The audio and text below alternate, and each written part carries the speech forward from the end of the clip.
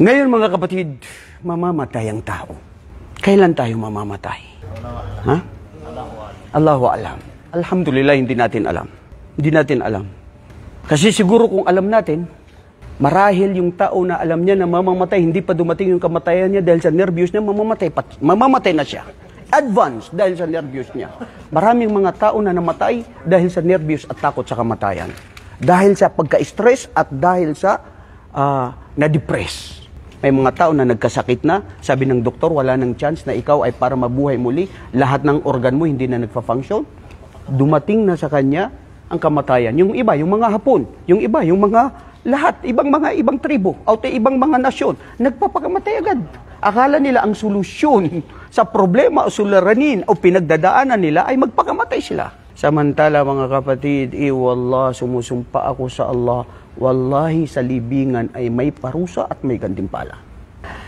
So yun ang apat na stages na buhay natin. Ang pang-apat na panghuli na siyang walang hanggan na buhay abadiya ay ang buhay sa araw ng paghukom. Buhay na kung saan ikaw ay maari diretso sa paraiso, buhay na ikaw ay diretso sa imperno, marahil dadaan ka muna sa imperno, lilinisin ang kasalanan mo bago ang huli ang lahat, idha qudiya al-amru.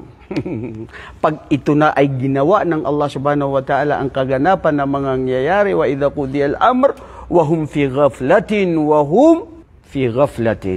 hum la yu'minun. Ang mga kuffar, hindi sila naniniwala at sila ay nagpapabaya sa kamatayan. Ang Muslim, huwag ka magpabaya bro. Walay isipin mo ngayon, bukas isang araw mamamatay ka. Maraming mga namatay na malakas. Maraming siya ay malusog, namatay. Bata pa. Akala mo na sa edad ng kamatayan bro. Wala sa edad ng kamatayan. Hindi ba? At alhamdulillah tayo mga mu'min naniniwala, hadith ng propeta sallallahu alaihi wasallam, inna Allah kataba al-maqadir al-khalaiq qabla an yakhluqa as-samawati wal arda bi 50,000 sana. Wa kana arshuhu 'alal ma.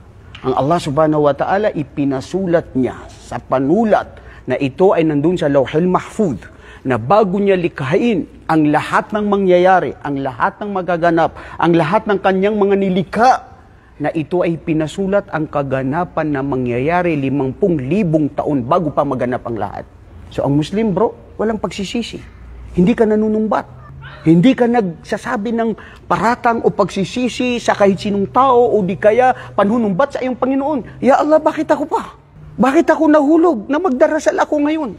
Ya Allah, papunta ako sa masjid, nasagasaan ako. Bakit hindi nasagasaan yung nagda-drugs doon, yung umiinom ng alak ng sadiki? Bakit ako pa ang naparusahan ngayon? Iko-question mo ang kagustuhan ng iyong tagapaglikha na siya ang lumikha ng lahat na ito ay magaganap.